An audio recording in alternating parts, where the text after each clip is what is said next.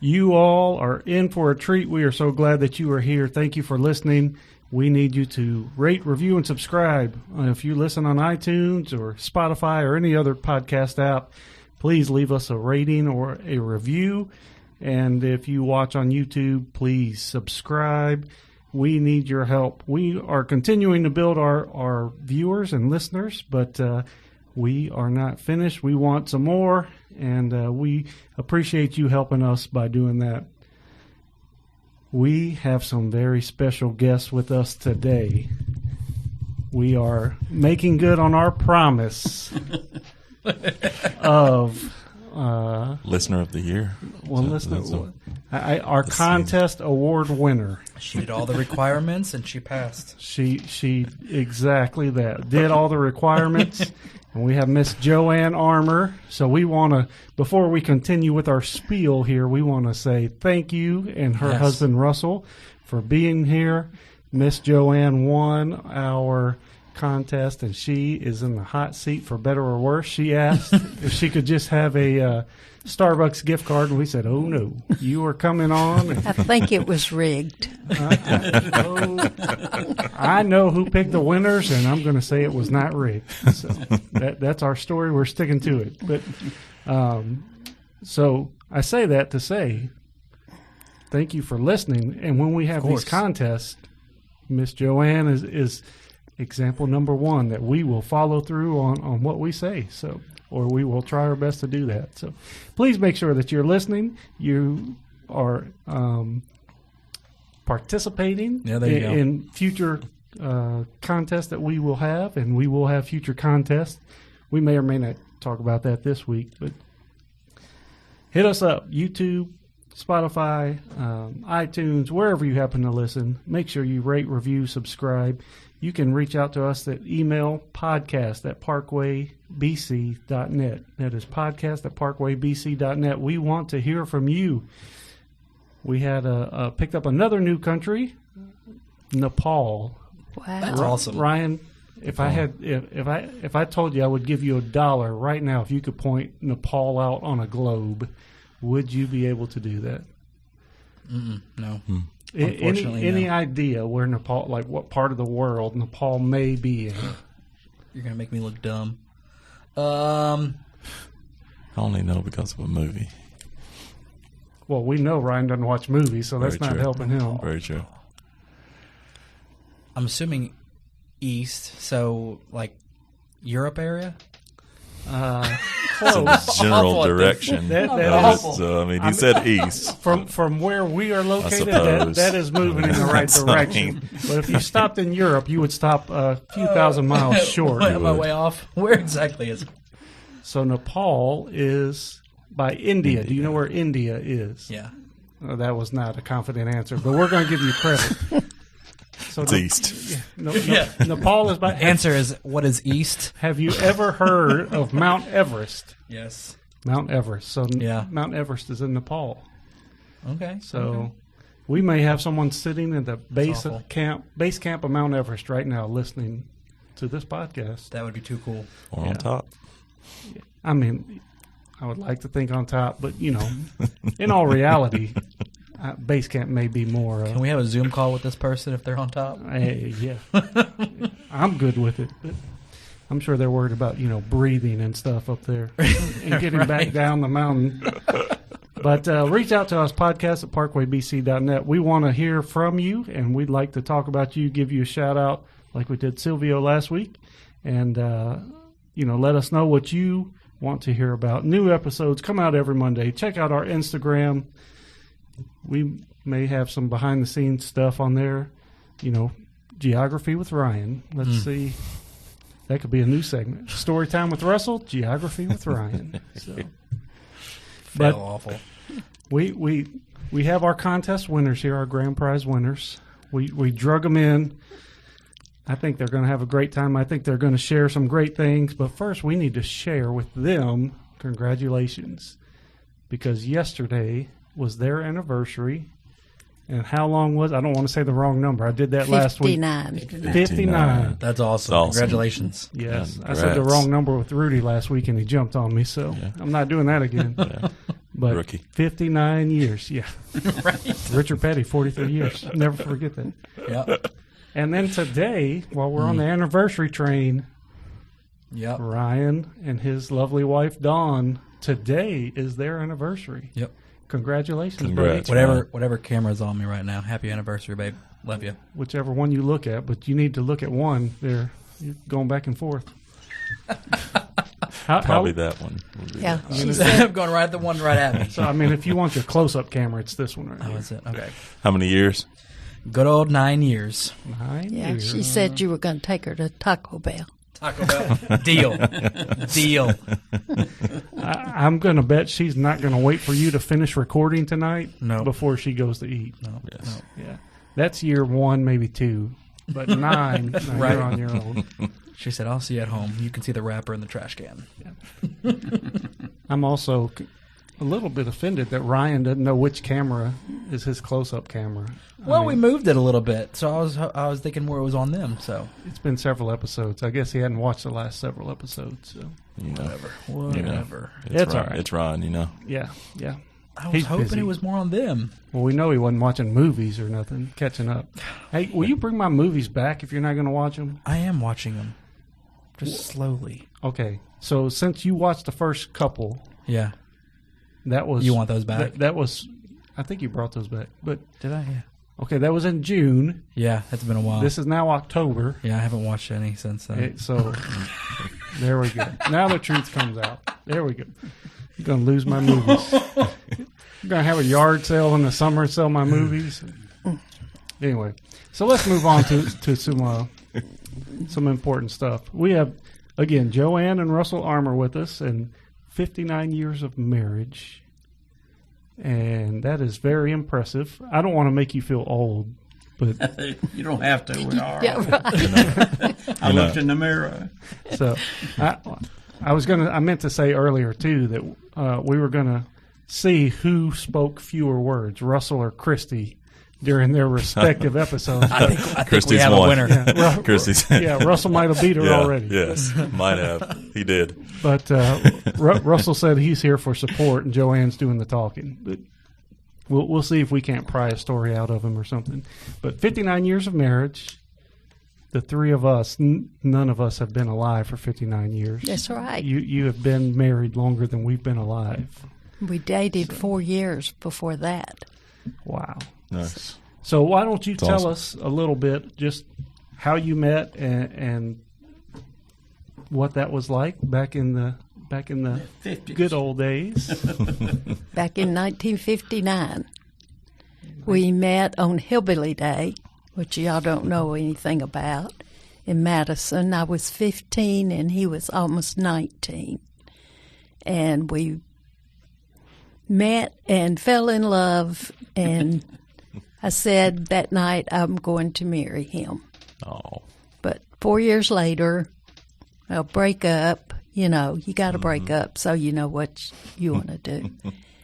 Then we married when I was 19 and he was 22. What year was that? I don't want to do the math. 1962. 1962. Wow. So JoAnn and Russell used to teach a preparing for marriage class. yes. Great blessing. At church. And so Russell says it was a great blessing, but it was a great blessing to the many people that came through that class. Yes. I happened to be one of them with my wife, Christy. Stefano and Lori went through the same class. Absolutely. It's And amazing. That's kind of a underrated thing, not only in marriage, but in a lot of things that we do as Americans. We think we can do it. You know, we don't need help. We don't need any assistance or any background. I can do it. I got it. Whatever. But marriage is a lifelong commitment. It should be a lifelong commitment, and that has kind of lost that meaning, in our lifetime for sure. And preparing for marriage and taking premarital counseling is something that everyone should do. Right. Absolutely. Doesn't matter how long you've dated or known the person. It's different when you're living with them and preparing to live with them. So can you talk a little bit about those classes and kind of what you put into that? some of the lessons that you hit on while you were teaching those classes? Well, one of the first things we do is we asked you guys, what did your proposal look like? That kind of gets people talking. Then the next thing we want to know is, how long have you been spending on preparing for this wedding? We found out that could be anywhere from a year to 8 or 9 months. And then we say, how long have you been preparing for your marriage? And they're like, we haven't. So that was part of it. And then at the beginning, we got to everybody to talk to them personally about where they were with the Lord and what were they doing to keep themselves pure. And we didn't get to do that at the very end because we had like 26 or so couples in there, and we couldn't do that completely.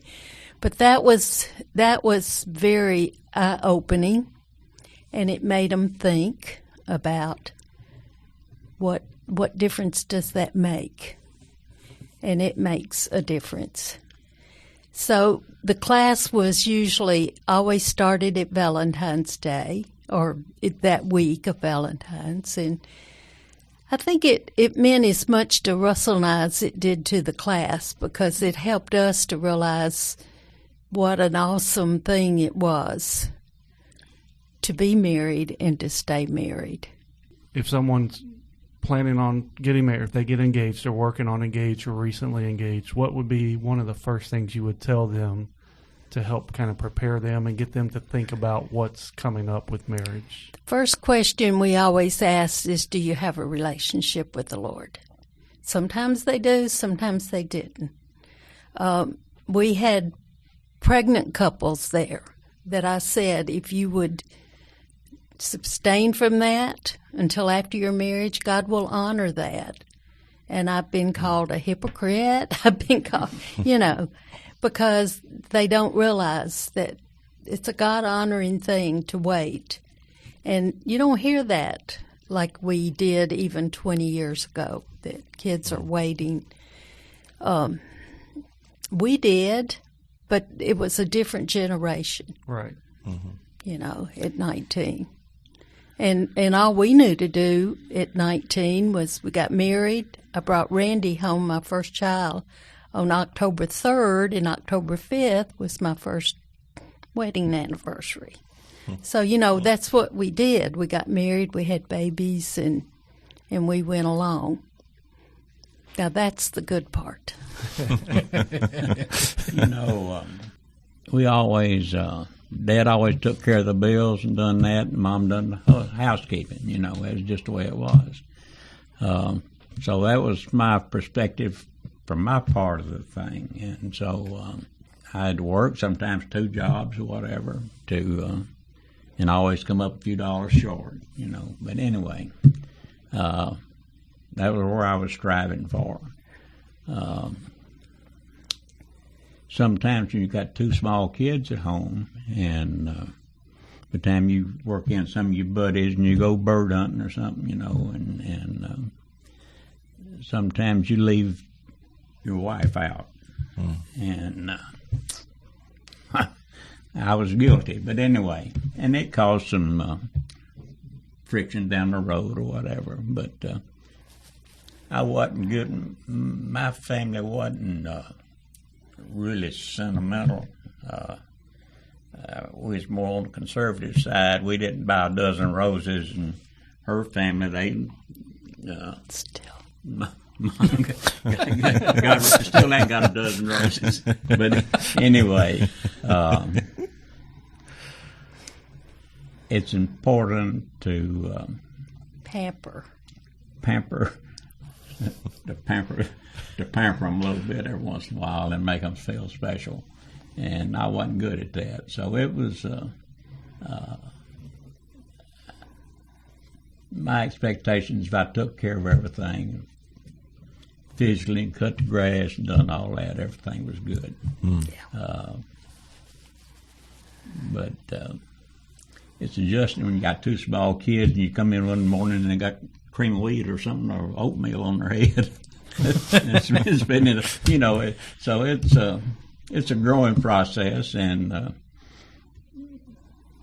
but that's why these classes was so important. I mean, to both of us, and I'm not trying to hog a show or nothing. I'm just where my heart is.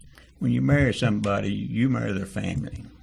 You marry their who's going to have Christmas. Who's going to have what. Yeah. And so it's not. It's a growing process. It takes both of you committed to 99.9% to make this thing work, and everybody's got different views about how it ought to go. So she was expecting more, and I didn't know she needed it. So that's kind of where we are, and that's about all I can tell you. Well, we are going to get into that, and that's why we are so happy to have Russell and JoAnn here, is to share the wisdom and also share the truth of, hey, be on the lookout for this, and these are problems that you can expect, and here's some ways to work through those, and you're not hogging the show, Russell. This is your show today, so of course.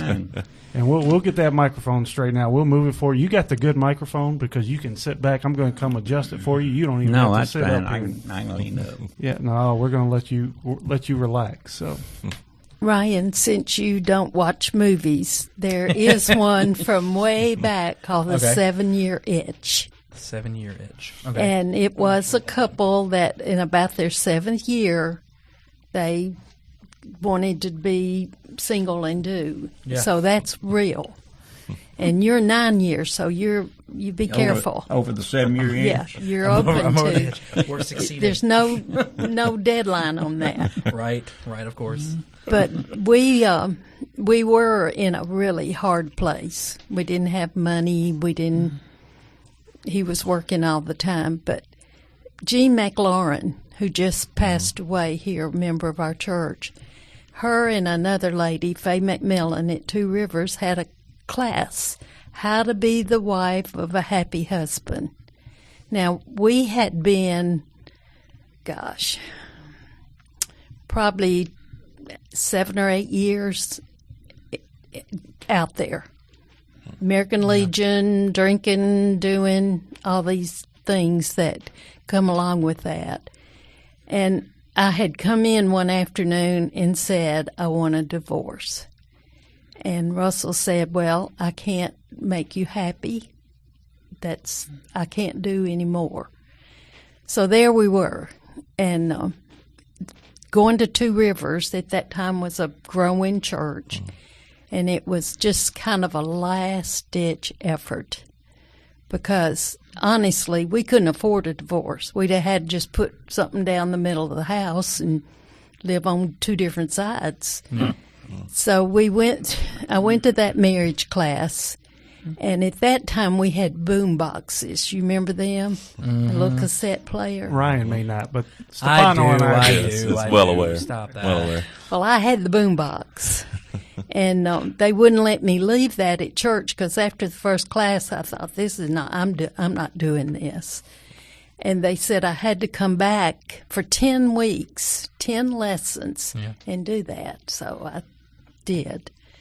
And during lesson number 6, it said, put your husband in priority in your life. Well, he came way down. Kids, mom, house, all of it.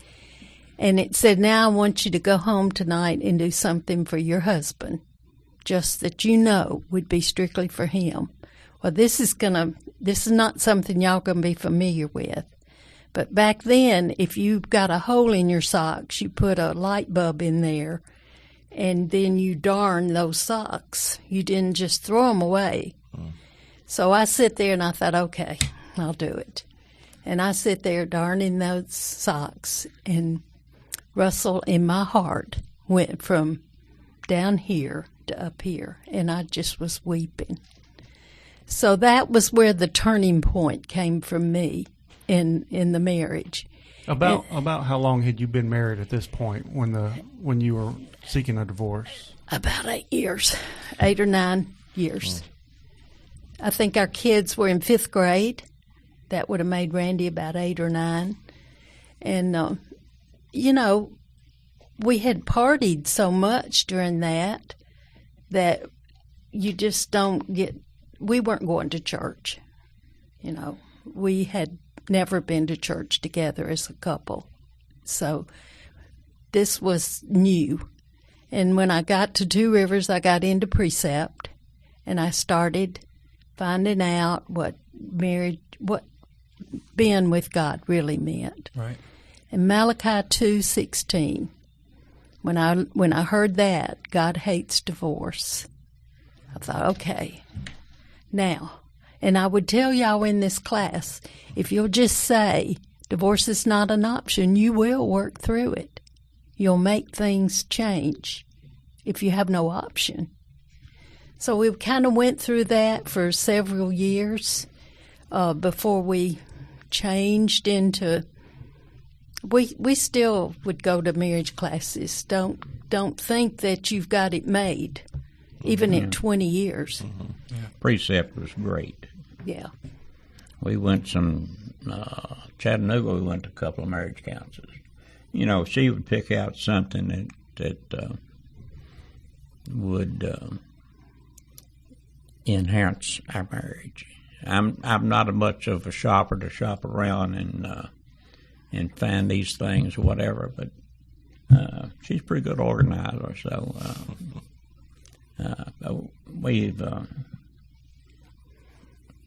we've had some struggles, and it's but it's worked out. So. And we still years. struggle. Yeah. I'm telling you, 59 years does not mean, it's new stuff that'll come into your life. I mean, You think when I get the kids raised, when I get this next house paid off and all this, then, but there's always going to be something in your marriage to try to divide it. And something we've talked about on here before is Satan is going to attack you Absolutely. when you're weak. He knows your weakness. And he's going to continue that our entire lives on this earth. He's going to continue to attack us, and things change. You will have some struggles, and you may overcome those and turn that into an area that's not so weak, but he's going to attack another area. Yeah. It's a continuous thing. So I want to go back a little bit to something Russell touched on a minute ago of he would pay the bill, or he was working, he was paying the bills, you were taking care of the house and things like that. And in the 50s and 60s, that was a traditional view of marriage and a view of home life in America for sure. And that's not so much today with men and women working and seeking more equal things as far as that goes. But I think, I'm not 59 years into this, but you have to find what's right for you and your spouse. And what worked for Russell and JoAnn may not work for Ryan and Dawn, and what worked for them may not work for me, and Stefano and Lori will have their own thing. But that's all part of working that out and communicating before you get married. Communication. Of course. Mm-hmm. Yeah, and having, one thing, having a too, good plan. we found out that men and women are different. He didn't know that. Shocker. He didn't. Yeah. And we led a class here at church called Women Are Like Waffles, and Women Are Like Spaghetti, and Men Are Like Waffles. Did any of y'all take that? I've heard of that before. I heard of it. Well, which in my particular case is true. Oh, yeah. Yes. y'all get in little compartments, yes. And we're going.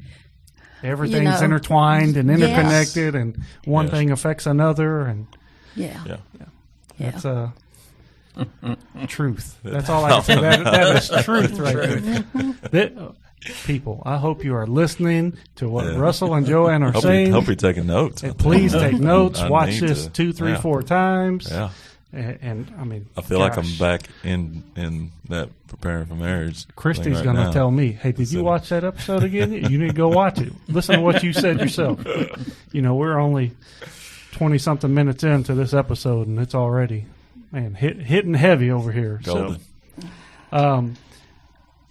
So we'll go back a little bit and let you pick up your story.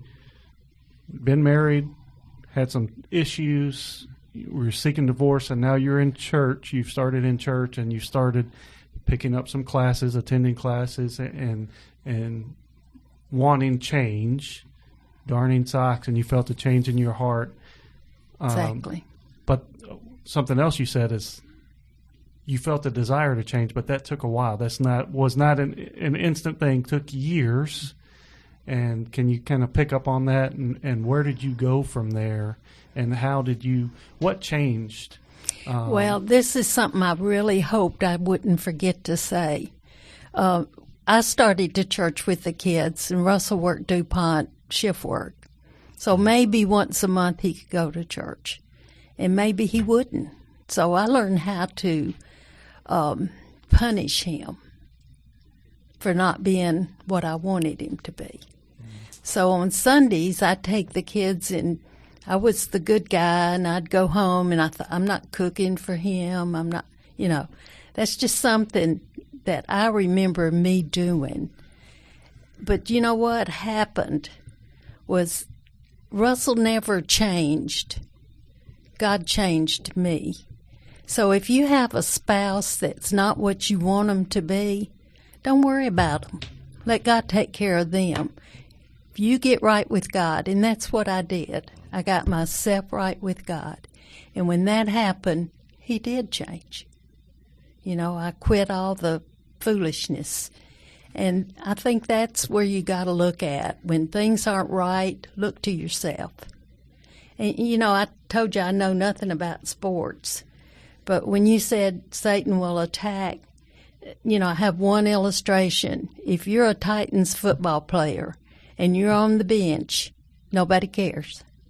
But you get out there on the field, they're going to knock you down. And that's what happened. We got out on the field. We began to talk about marriage without regrets, precept class, and things. And we learned from that we had to toughen up. Had to start walking some of that talk. When you were at Two Rivers, and obviously you eventually came to Parkway, did you always want to? What put on you guys' heart to start teaching a class? What made you want to? Have y'all talked before as a couple, or was that the first time y'all had talked together? Well, we had gone through a class at Two Rivers called Preparing Marriage Without Regrets, and when we came here, we've been here a little over 40 years, and I promise you, I thought God brought me through the desert to die. Okay. Because we'd been in a very active church, and there was nothing going on.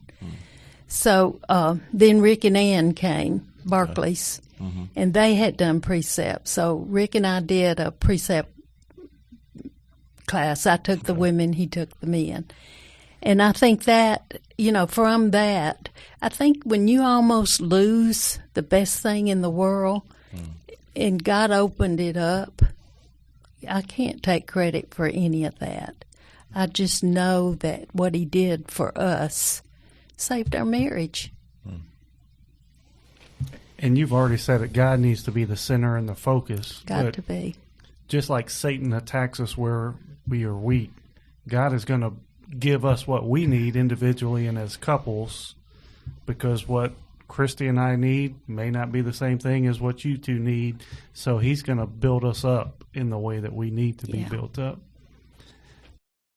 Something you have touched on also was giving your spouse what they need, especially before kids come along, because your marriage and your life changes with children, but giving your spouse what they need, giving them that time, especially early on in the marriage as you're still doing that adjustment, letting them go play sports or go shopping, but try and be involved with them doing that kind of stuff too.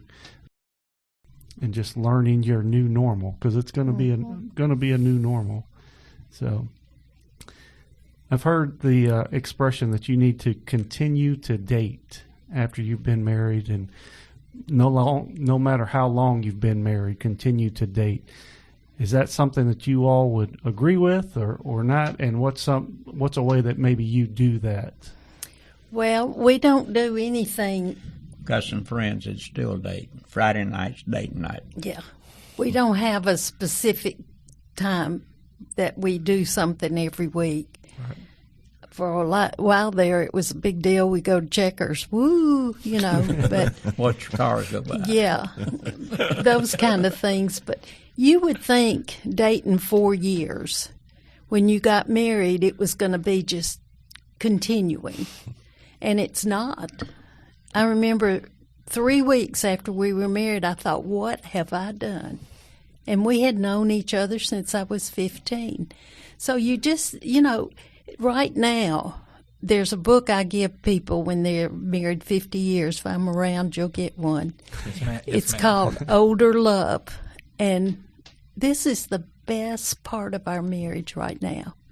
When you have gotten through all that stuff and learn each other and know how to respect each other, that's the biggest thing. Is to respect the difference and respect what they've done and what you're doing. That's where we are right now. And our marriage is better today than it was even 20 years ago. But it didn't just happen. It is definitely work. You have to work at marriage to have a successful marriage. For sure. Have to work at it, and if you don't have that commitment, just don't. Why get married? Don't put yourself through all that. I have several. I can't say so. I have some friends who, it didn't work out. We're done. Next. Just kind of put it off, and they don't have the commitment going in. So once they get in and they hit hard times, why be committed? People think it's so easy to just, okay, well, things are done. Let's go ahead and do that. They don't put effort, like you said. So. Well, and it's popular now. Just don't even get married. Yeah. And then you won't have to worry about divorce. Again, that's a way that Satan can attack us and keep us from growing closer to God and doing what God wants. And, God has made us to be with other people and to carry each other's burdens and not, have to do things alone. That's not to say that, God did make some people to not get married and to, serve Him through that. But commitment to God and the commitment to your spouse. And of course. It's work. Yeah. It's not just like you've said, hey, we're married now, everything's good. That could be some of the toughest time during that adjustment and figuring things out. So these classes that you were talking about and everything, these are all group settings, correct? Like yes. They're multiple. So what would you think would be the benefits of having that class with a group than having like just you and your husband or you and your wife having just a one-on-one counseling? Is there benefits from that? It's Dennis Rainey. Yeah. Preparing for Marriage, and I have give that book to couples because we don't have that class anymore. Micah and Pat took it over after we quit. Gotcha. And then it just kind of died away. I wish it would come back if a young couple would decide to do that.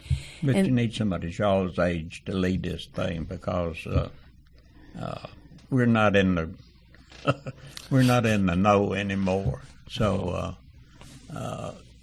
it would be beneficial if some young couple would take it and do that because I think it's very beneficial for young people. That's dating, fixing to get married, engaged, or whatever. So yeah, you don't. I think I've heard this from Dr. Dobson for one thing. Dating is the best lying time of your life. You're only going to show forth you're good. You're not going to show them you're bad. So if you're dating for any other reason than to get married, you're just wasting your time. And I think, if young people would understand that, we didn't talk about anything. We didn't ask about where we're going to spend Christmas or do we even want children. We didn't talk about any of that. It was just we're getting married and we had fun planning it, and bought a house on Wednesday and got married on Friday, and no refrigerator, no furniture. So, we were just playing house for a long, long time. And then all of a sudden it was not fun to play house anymore. Well, I hope you all understand you may not be teaching a class, but you are, through this podcast, this is going to be a class for many people in many, many different places. And I think it's going to speak to people. It's going to be an encouragement, and this is going to be a legacy for you, even though, you may not be teaching an active class. This podcast will be a class that will live on, and others will benefit from your wisdom and from your mistakes and hear your mistakes and be able to overcome that and not have to hopefully repeat any of those mistakes. So yeah, that's our prayer. So we know that God is going to use this to do really good things, do great things, and we won't even know all the people that this touches. But I hope that's an encouragement to you, knowing that here in this community, in this country, and beyond, that this is going to be a great help. Spaghetti and waffles. Or Taco Bell for Ryan. Taco Bell. There you go. We're not ending this episode yet. I just wanted to give you a little encouragement. So yes, I'm putting everybody on the spot here. Yeah. Let's go around the room. Start on that side, or start on this side? I don't know. Okay. And if it's horrible, we'll cut it out. Okay. Maybe. What is something that works in your marriage? It doesn't have to be this is a miracle cure for everyone, but something that works for you and your wives specifically, or a piece of advice that you would give of, here's where I messed up. Don't do it like this. No pressure. For me, it's... you want to go first? I was going to say I'll go first. No, okay, that's fine. Ryan's smoking over there a little bit. Understand. He better get this right on his anniversary. Right. It is his anniversary. Yeah. And really, you have the shortest amount of time, so, you don't have to sort back through all this. Yeah, just make it good. This pot full of mess that we've made for however many years. Let me ask you a question. I don't hate to interrupt, but y'all attended the class, right? Stefano and I did. Yes. Okay. I did. Did it make a difference in y'all's life? I think any and all preparation you can do before marriage makes a difference. Yes. There were things in that class, and it was a long time ago when I took it, 20 years ago when I took that class. So I don't remember all the specifics. Right. But what I do remember is Christy and I would go home and talk after those classes, and we would say, I like that idea. Let's work, let's use that, let's do that. Or it may be, well, we like part of that, but we're going to change it a little bit to do this. Or, well, I don't really like that specific thing. What's something else we can do instead of that? Because we want to work on this issue. Right. But that's not the path we're going to take to get there. What's another path that we can take? So it did help us. All communication is good communication. Right. Yeah. As long as I shouldn't say that. If you're screaming and yelling at the top of your lungs and you're just trying to be right, that's not good communication. But civil, thought out, and it can be raw. You can have emotions, and this is someone you're living with. You're gonna have emotions, but talking through it and understanding that the way your spouse feels may not be the same way you feel about a given topic. Absolutely. But you can find common ground and you can support each other in that. So yes, a long-winded answer to say yes, it helped us for sure. Okay. Yeah, helped me as well. As far as, and they'll piggyback on the question he just asked as far as communication goes. And for Ryan, as far as us being in a group setting, it helped us, like going through it and being with other couples and kind of, because we used to go home, Lori and I go home and talk, and we'd say, well, we didn't really think about that. Well, how do you feel about it? And just the things that was discussed and everything. I liked it more in like a group setting like that to not make it seem like we were the only people that had problems, I guess, or questions and concerns, or not concerns. Well, that was one of the things that I was trying to bring up is maybe if it's just me and Dawn and we're just sitting in front of a counselor, there's things that might not get brought up that we wouldn't know as examples that we were even going through, where if you were in a group of 10, 15 couples, oh, well, I'm having this issue. And I was like, oh, well, I didn't even realize that was even a thing. Okay, yeah, that might be something we're going through too, you know? So I think it would be more beneficial to go through a group setting for certain instances or whatever. But yes. Now, there's probably obviously better options where you need to go by yourself and just be you and your wife or you and your husband. So all options are good. Do them both. Yeah. Do them both. But yeah, in a group setting, you know, you would hear someone else say something and be like, I told you I'm not the only one that says that or does that. And, you know, that's a normal thing right there. So. Not just me. Yes. So, all right, Ryan, you got an example? You want to go first? Something that you do that worked for you, or something that you would say, don't do this because... I think it works for Dawn and I, or it works for me at least for this, but I'm still working through it, I think. But like, say Dawn and I are in an argument or whatever, and I'm the type of person, I need it out on the table right then. Let's talk about it right then. Let's get to the bottom of it, and let's be done with it and move on with our life. And Dawn's more of like, let me have my time. Let me kind of stew on it for a little bit, and then I'll come back to you. And I don't like that because I want it to be done right then. So one of the things that I'm working on, and when I do work on it, it helps a lot because we don't get in worse arguments. But let her have her time and just deal with it, and let me think about what I need to say, because maybe what I was going to say probably wasn't the right thing to say. So just giving her space kind of thing.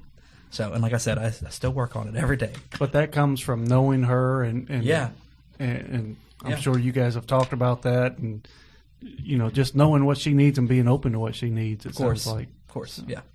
And being I have tons of examples I could give, but one is, you know, I'm not trying to change Christy. I'm trying to change me to meet her where she is. Right, exactly right. So, you know, you have to be submissive, man or woman, it doesn't matter. You have to be submissive, and, you know, going home to darn his socks. Yeah. Sounds like no fun at all. It wasn't. But, you know, you're being submissive, and you are serving him and building him up. And that's just an example that will be reciprocated eventually. You know, it'll happen faster for some people than others. But that's, meeting them where they are, giving them what they need. Yeah. You got one? Know, if I get around steak and fried potatoes, I know I've done something good.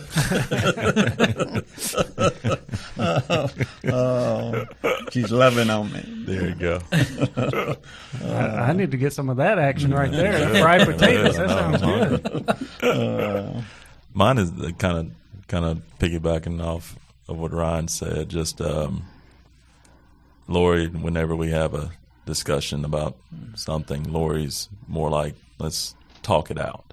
And I was the only child, so I kind of don't really immediately express how I feel. I just bottle it up, hold it in. I don't want to talk about it then. You know, maybe like 2 days later, I'll talk about it then, which was absolutely terrible. And that's something that I am. We'll pause here for a second. We'll pause. If that's Ryan, I'm going to throw something at him. It's my purse. I'll get it. It's my Because if it's Ryan, I'm going to throw something at him. I thought I had the ringer off. Well, I knew it wasn't me because I don't think my phone makes that noise. Sorry. The capability of that noise. That's a nice jingle. I like that jingle. This is what you do when you get 78. You have a little thing that tells you when it's time to take your medicine. Okay. I'm sorry about that. That's okay. That's okay. We should leave that part in. Glad you get it. There you go. We should. Yeah, we should. Oh, forgot how old I was. There you go. I don't know where it was. Where was I?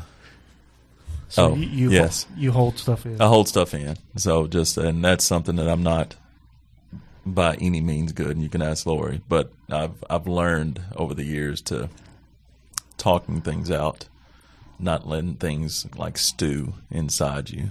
That's something that I'm continuing to learn. And also that, just like you said, men and women are different, and it's not my job to understand everything all the time. My job is to support Lori and everything. She's going to think differently than I do, and it's not my job to say, well, why do you think that way? That's not. I mean, my job is to support her, and that's something that I fail at often, but something that I'm working through. Yeah, men tend to have a let's fix it kind of attitude, and sometimes if your wife is telling you something, she doesn't want it fixed. She wants you to listen or to talk to her about it, and it's not an issue to be fixed. Yes, yes. I want your support. There you go. Emotionally for this. So, yeah. So Christy and I. It all comes down to communication. The example, right. What both of them have said and Yes. what I'm about to say. It's all communication. But I'm kind of along the same lines as Stefano. Christy will bring something to me, and she's looking for that, reciprocating conversation. And for me, I'm gonna look. Just give me the details. Okay, I got it. I don't have any questions. Let's move on.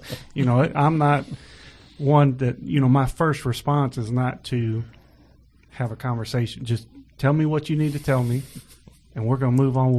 We'll get it fixed. I'm kind of a fixer guy. We'll get it fixed. We'll do what needs to be done. Just lay it on me. Yeah. But I don't have that first instinct of, well, why does that bother you, or whatever questions to let her get it all out. And she's she's looking to get it all out, think through it, get all that emotion out. But it's all communication and learning how each person, how your spouse needs to communicate. Right. Like we've all said. Absolutely. So We went to a marriage class one time, and it was on communication. And the speaker said, treat it like you're going to McDonald's. And you pull up to the window and you say, I live with a procrastinator. So, it's like, when are you going to do this? And so it says, go to the window like you would at McDonald's, and you just give your order. This is what I want. And then you drive off. And then you come, that person then, when you pull back up, says, I heard you say you wanted that room painted. Is that what you said? Because sometimes you don't even know what they're talking about. 3 weeks ago. And you say, yes, that's what. We may not see 60. So, but you're getting the communicate. This is what I'm saying. Sometimes y'all not hearing what we say, or I'm not hearing what he says. And so you go back and you honk your horn and you say, I heard you want me to know when I'm going to paint that room, and I will paint it next Thursday, or whatever the solution is. But you're giving them time to think it through, and you're not just saying, this is what I want, do it now, fix it. You're communicating what you want, and they're listening, but you don't have to give the order out right away. It's a great That was really exercise. good. So we used to go through saying, beep, beep, beep, beep. It's a great exercise. Listen to eliminates all me. the Listen. guesswork. Yeah. It works. Nice. communication. That's Yeah. what- Yeah. And it's however that looks for you and your spouse, but you have to talk and have to work through things and see what your spouse needs and how they need that. And it's going to be different. Some things will be the same, but some will be different. And you just have to talk about that. I'm thinking through my last 40-something years, and I had another ministry here, and Stefano, you and Lori were a big part of that. For 10 years, I had them on my refrigerator because they were trying to have children. And I had a list of names. And it was 10 years later till God answered that. So that's always made me feel very involved in your children and being with you. Yeah. So then for a while there, I had everybody that wanted to have a baby. I'm like, okay, it's just, it was prayer and God. We talked about that in our men's study, just never giving up. Yeah. And it's for sure that we felt those prayers throughout the church. And I can't always come to you and always say thank you for keeping us in mind. Well, and for praying for us for so long. Yeah, it was God's perfect timing. Yeah, it was. That's really a great example of investing in others. I mean, marriage it's a great and wonderful thing that, a gift that God has given us, but like we've been saying this whole time, it takes time, it takes effort, communication, but then investing that into other people and helping them grow. And just like a marriage is a years-long process of investing in other people, carrying their burdens, helping them, and then that trend would continue. So, well, Russell and JoAnn, thank you very much. It's been time has flown by for this episode, but it's been great, and I know you all have so much more that you could share with us and with others. But communication, talk about everything. Before you get married, who's going to pay the bills? Christy paid our bills for the first 15 years of our marriage, just because of our work life, and I was traveling a lot and doing different things, and instead of switching back and forth, she just did that. And then we changed after I had a change in employment. So talk about finance, talk about children. Do we want children? Right. Do we want 2 or 10 or and they may be different numbers, and those numbers may change after you have one. Compromise. So just all that kind of stuff that we may not think about. You have to be intentional before the marriage. Talk about those things, work them out, and then be willing to adjust after the marriage. Because you can have a plan and an idea, and it sounds good in the to start, but once you get married, it may not really work in reality. So if you have a plan and you're sticking to it, and then you're get married and it's not really working well, talk about that. Don't be afraid to change that and say, hey, this isn't working for me. What do you think? Or Mike Tyson had a saying, everybody has a plan until they get punched in the mouth. So, once you get married, that's when Satan is going to start attacking you and punching you and trying to break that up and stick with it. Stick with God. Put God first. Put your spouse second. And do things for them. Lift them up, and that's going to come back and bless your marriage in immense ways. Everybody's got different gifts. Some people like to give gifts. Some people like to give cards. We need to pass this on because we've passed it on before. Yeah. We had been married, 2 or 3 years, and we really had no money. So we go to Walmart and we pick out a card for anniversaries, 2 cards. We don't care what they cost. And we read them, and then we put them back in the rack. And we have done this for Valentine's. You can edit that out if you want to. No, that's too good. That is brilliant. Valentine's Day, I get the best cards, and he does. We have saved a lot of money. That is so. That is golden. If you did not happen to follow that, That is fantastic. what they do is they go to the store and they pick out a card for whatever the occasion is, and they give it to the other one who is standing next to them in the aisle. Mm-hmm. Here's your card. Read it, enjoy it, and then they put it back. Yeah. You're saving $6 right there. There you are. Absolutely. $6. And most of it's 50 cents. Yeah. Well, Back then. not anymore. Back It's then. not. I'd say one's like $5. We're talking about. I mean, when you're not buying it, I guess you don't have to look at the price. But No, you don't care. Yeah.